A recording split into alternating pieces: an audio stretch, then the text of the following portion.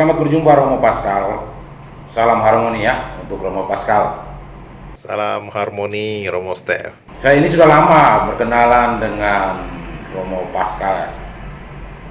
Tapi akhir-akhir ini saya begitu tercengang dan juga timbul penasaran dalam diri saya untuk lebih mengenal Romo Pascal lagi, karena mendengar cerita-cerita orang tentang Romo Pascal ini luar biasa.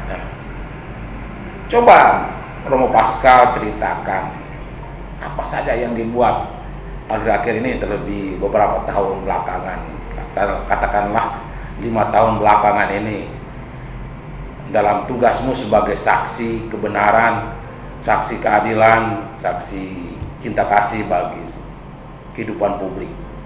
Coba ceritakan untuk pemirsa kita, untuk teman-teman kita yang barangkali juga penasaran seperti saya ini. Baik Romo, terima kasih banyak atas kesempatan ini. Pertama saya ingin mengatakan bahwa saya pastor biasa-biasa saja, sama seperti pastor lain, memiliki tugas dan tanggung jawab serta pelayanan masing-masing, dan saya kira saya hanya melaksanakan tugas dan tanggung jawab yang diberikan oleh gereja kepada saya untuk saya laksanakan. Itu yang pertama. Yang kedua, saya kalau dikatakan tadi 5 tahun terakhir ini secara khusus memang fokus kepada persoalan buruh migran, dan secara khusus lagi, lebih spesial lagi persoalan isu-isu perdagangan orang atau isu-isu trafficking. Nah, saya sendiri oleh Monsinyur Hilarius Monur almarhum diangkat untuk menjadi ketua Komisi Keadilan, Perdamaian, Pastoral Migran dan Perantau. Jadi satu komisi dalam gereja yang secara khusus bergerak dalam ranah masyarakat, dan secara lebih khusus lagi membidangi persoalan-persoalan yang menyangkut persoalan perdamaian, keadilan perdamaian, juga persoalan migran dan perantau. Nah, komisi ini sebenarnya juga bukan komisi yang baru di Keuskupan ini, secara khusus di Kepulauan Riau, karena ini sudah dimulai, kalau boleh dikatakanlah sebagai bibit-bibitnya itu sejak tahun 1975, ketika pada waktu itu Kepulauan Riau kebanjiran berdatangan para pengungsi dari Vietnam yang awal mulanya itu dulu didampingi oleh Monsinyur Kembah SSCC, dan setelah masa pengungsi Vietnam selesai 95-96, dilanjutkan dengan Romo-Romo SSCC, Romo Willem, Romo Nugroho juga, lalu kemudian ada Romo Marcel, Romo Oke, beberapa suster dari sejak dulu, ada suster MSE dan juga suster RGS yang bergabung, dan juga sekarang ada juga imam-imam Scalabrinian. Jadi ini sebenarnya satu pelayanan yang sudah cukup lama di Keuskupan Pangkal Pinang, dan kebetulan saya dipercayakan oleh Monsinyur sampai sekarang juga menjadi ketua komisinya. Saya kira itu yang terjadi dalam 5 tahun ini. Untuk menjadi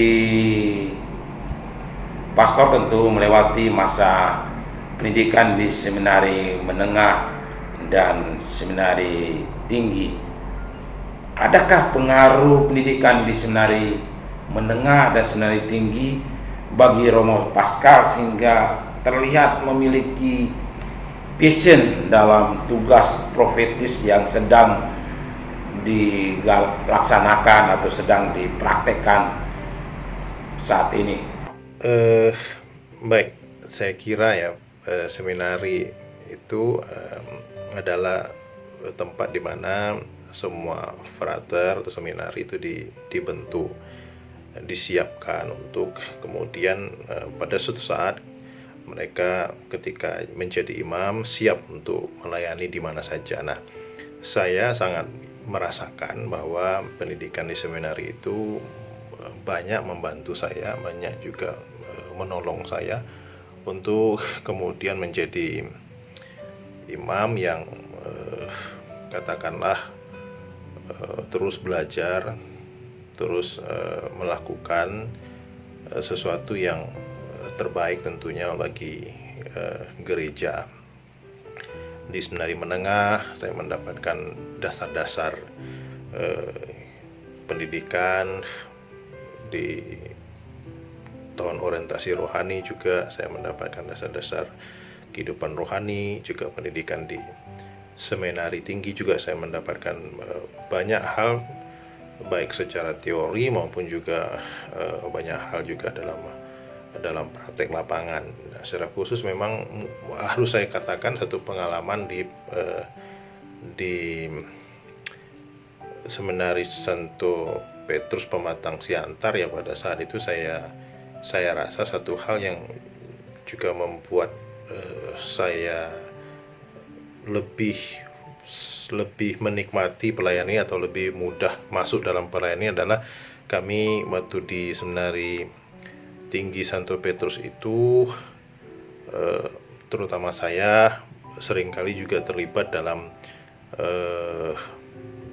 pelayanan di tengah masyarakat. Waktu itu para frater, abang-abang tingkat itu punya satu pelayanan di Pajak Oras waktu itu ya, masuk mungkin Romo Steph juga bagian dari situ,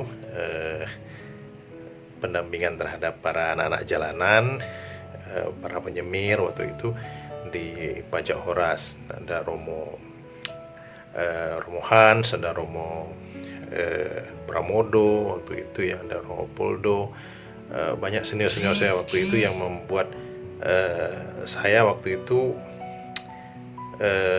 pelan-pelan belajar, pelan-pelan juga melihat, pelan-pelan juga mulai merasakan situasi di lapangan. Dan ketika menjadi imam, pengalaman itu justru menguatkan lagi dan semakin dimurnikan seperti itu. Jadi kesimpulannya saya mau mengatakan bahwa pendidikan di seminari itu sangat membantu saya, sangat menolong saya dan sangat berguna bagi saya untuk kemudian ketika jadi imam mencoba mengaplikasikannya dalam pelayanan kecil ini.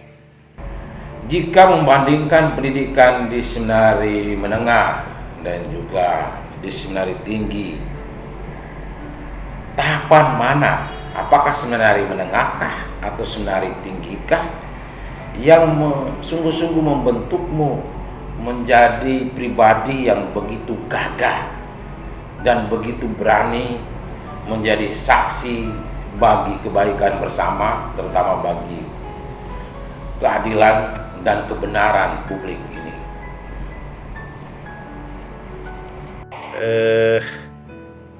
Jadi kalau menurut saya semua proses tingkatan itu baik di seminari menengah, tahun orientasi rohani, kemudian di seminari tinggi itu punya kekuatannya masing-masing ya, punya spiritnya masing-masing, punya bekalnya masing-masing yang saya rasakan berdampak pada saya. Seminari menengah juga pada masa itu meneguhkan saya, seminari tinggi juga semakin meneguhkan saya. Jadi masing-masing tahap pendidikan itu punya kekuatannya, semangatnya masing-masing yang menyemangati saya. Nah, tapi tadi seperti yang saya katakan tadi di awal, memang di seminari tinggi itu pengalaman kecil saja sebenarnya, saya cuma ikut-ikut aja. Pengalaman kecil mengikuti abang-abang tingkat di Sandi Kelana ya, di Pajak Horas itu, di pasar bersama dengan anak gelandangan itu saya kira yang sedikit banyak juga membentuk saya untuk terpanggil untuk terlibat dalam persoalan-persoalan yang ada dalam hidup bermasyarakat.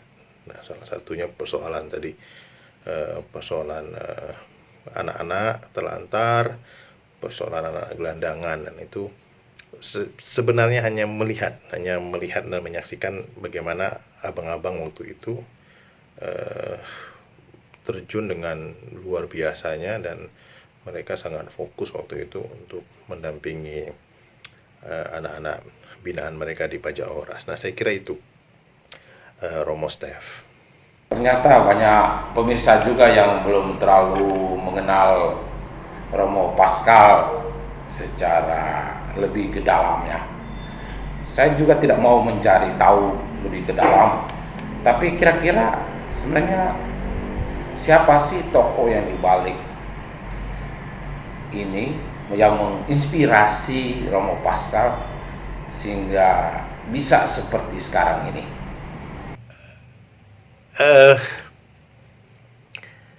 Kalau toko satu, Santo Romero, Uskup Romero ya. Saya senang sekali nonton filmnya dulu.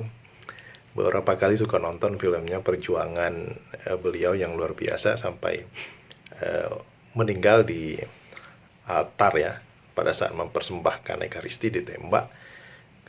Dan yang kedua saya kira Mother Teresa. Ini orang-orang yang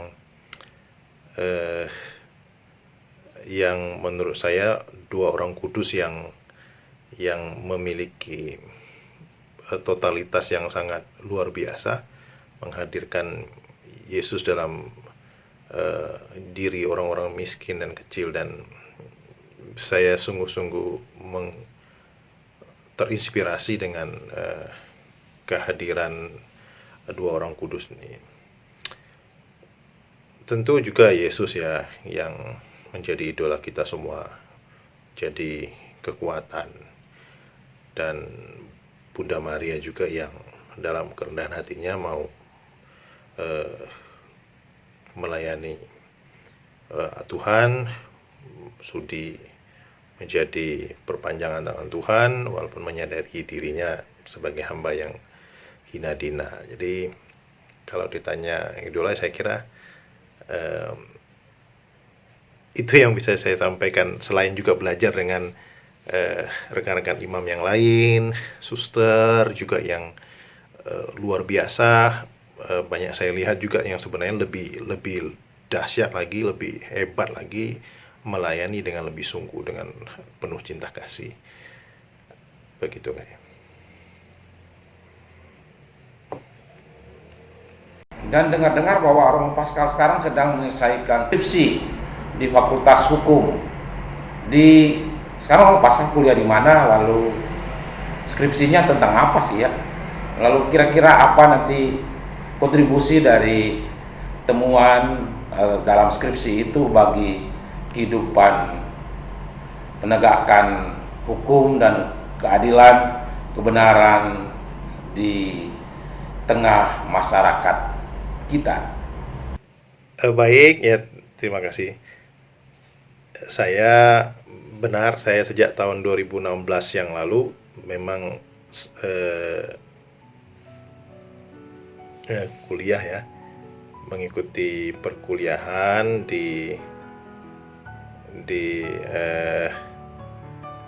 satu universitas yang ada di Pulau Batam ini, Universitas Putra Batam, dan sudah juga menyelesaikan skripsi saya.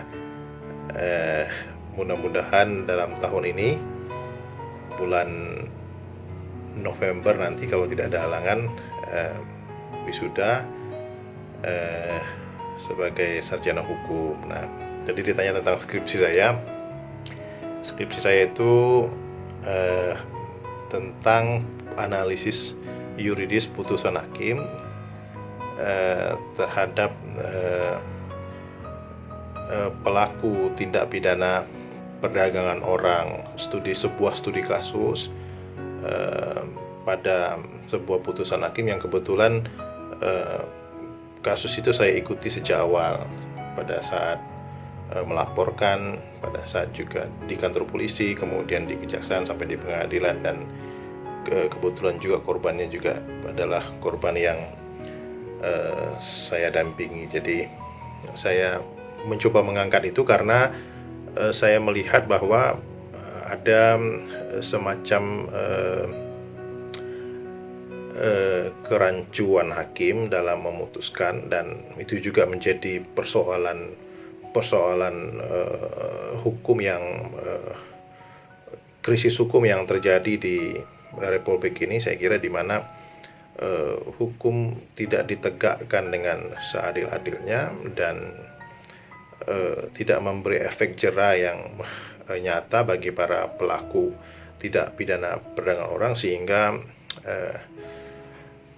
perjuangan kita harus tetap lebih panjang untuk terus menyuarakan hal ini, menyuarakan keadilan dan perdamaian ini, sehingga ke depannya diharapkan makin banyak orang yang menjadi tersadar dan terbuka hatinya untuk sama-sama memperjuangkan keadilan dan memperjuangkan perdamaian ini. Jadi dengan harapan, saya berharap dengan tulisan itu nanti para hakim, para jaksa, dan juga masyarakat umum melihat bahwa perlu adanya sebuah kejujuran lah, katakanlah, yang lebih lagi dalam menangani persoalan-persoalan hukum, dan juga keikhlasan kita untuk memperjuangkan keadilan itu dengan sebaik-baiknya. Saya kira itu. Tadi pertanyaan soal panggilan ya, pertama soal mengapa jadi imam. Nah, saya kira saya tuh dari kecil sebenarnya mau jadi imam. Saya senang dulu dengan Pastor Van Dongeng ya. Van Dongeng itu suka gendong-gendong kami waktu masih kecil, waktu beliau ke Dabu Singkep, Van Dongeng SCCC. Juga saya senang kepada Monsinyur Rekenbach dulu. Beliau punya rambut itu ada jatuh di sini kayak Superboy S gitu. Sering ngikutin gaya rambut beliau. Dulu saya masih punya rambut. Lalu senang ngelihat pastor-pastor itu ya, karena memang kami waktu di Dapo itu kedatangan pastor itu setahun paling banyak itu 2 kali. Jadi kalau pastor datang tuh rasanya ada sesuatu yang beda ya, karena berjumpa dengan seorang imam yang pakaiannya beda dengan kita, lalu juga dilayani dengan beda juga. Saya perhatikan dulu setiap kali kalau pastor-pastor ke rumah saya itu selalu mama saya itu potong ayam terus. Kalau kami tak pernah dipotong ayam, tapi kalau pastor datang selalu ada ayam yang dipotong. Ini pastor enak banget hidupnya.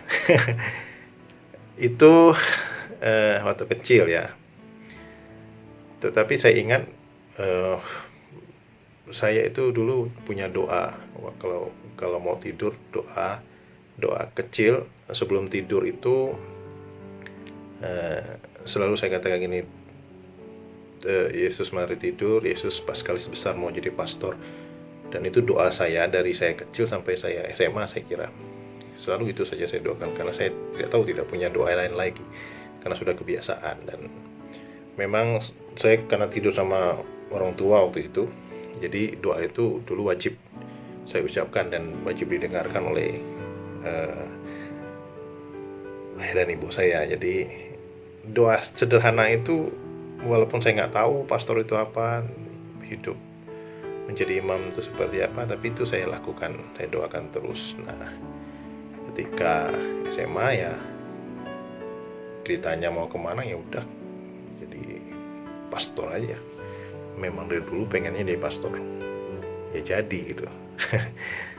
Nah, itu satu pertama tentang panggilan ya. Saya kira juga dukungan dari keluarga, dukungan dari umat juga banyak pada saya, dan karena itu terima kasih. Kebetulan juga tahun ini saya merayakan hari ulang tahun imamat yang ke-10.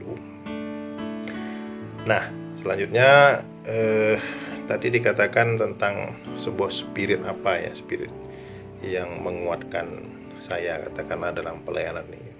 Nah, saya mengambil moto dari Magnificat Maria.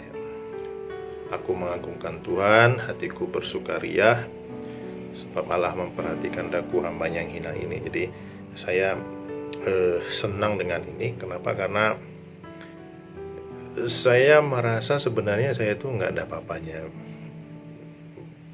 Ya kalau Romo Stef tadi katakan luar biasa segala macam, sebenarnya saya merasa saya sebenarnya biasa saja. Banyak orang yang lebih hebat dari saya, banyak orang yang lebih melayani dengan lebih sungguh, banyak orang yang hidupnya lebih baik,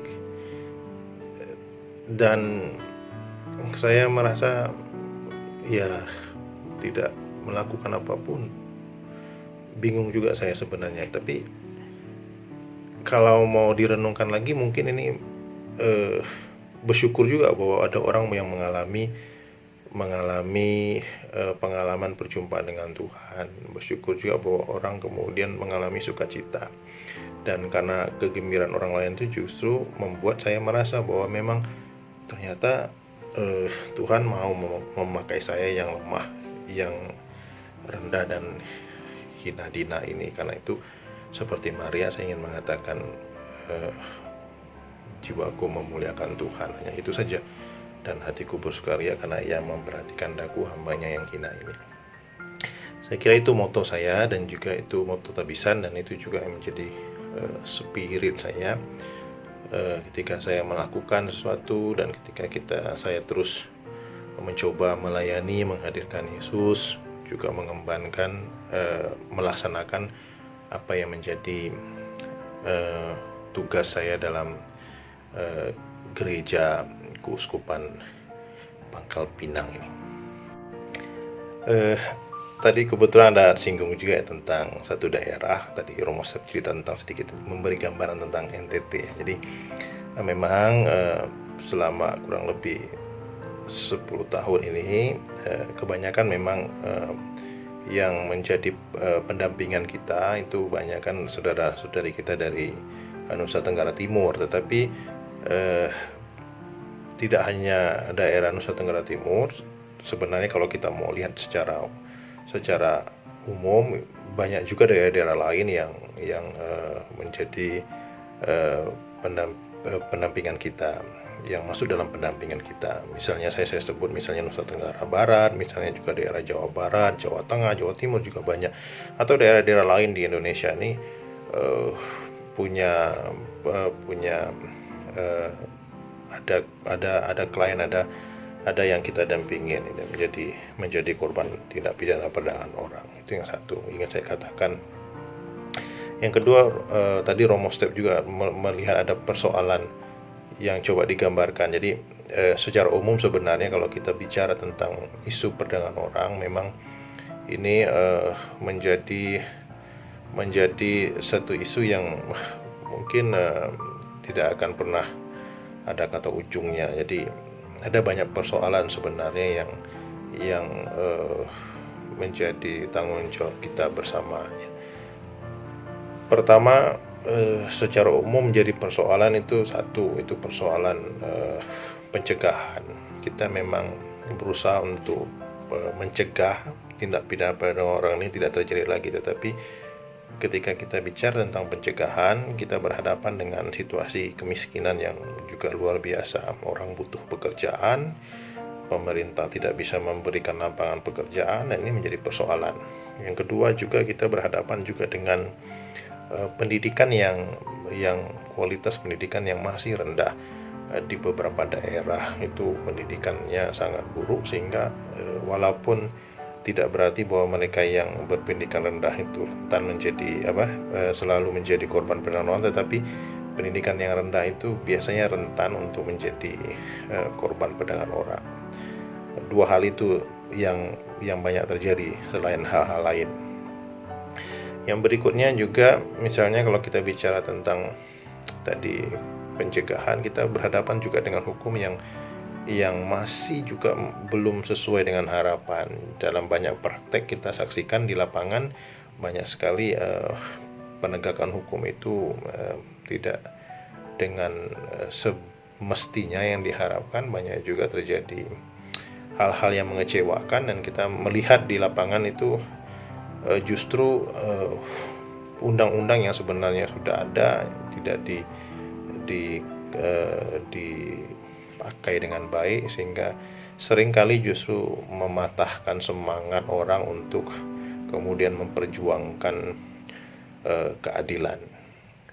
Yang berikutnya, saya melihat persoalannya adalah persoalan dari keseriusan pemerintah. Jadi pemerintah itu belum melihat ini sebagai satu isu yang serius. Kalaupun itu muncul di permukaan, itu biasanya dimunculkan ketika berita itu sudah terekspos ke media dan viral, katakanlah seperti itu, baru kemudian ada usaha-usaha untuk kemudian menseriusi persoalan ini. Jadi belum ada keseriusan dari pemerintah untuk menganggap ini sebagai sebuah isu yang harus diperangi. Memang ada regulasi-regulasi, tetapi dalam praktek itu tidak dikontrol dengan baik.